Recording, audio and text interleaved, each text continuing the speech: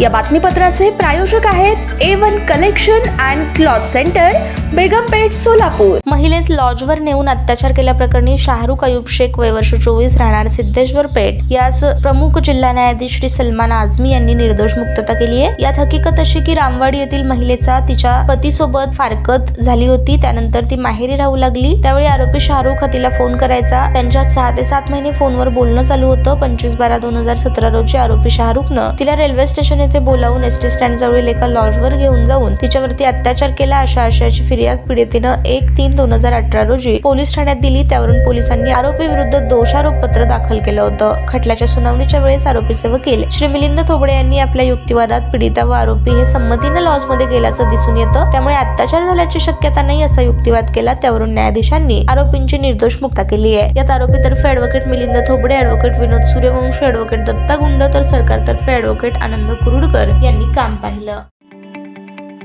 ताज्या बातम्या पाहण्यासाठी प्राईम महाराष्ट्र न्यूज चॅनलला सबस्क्राईब करा।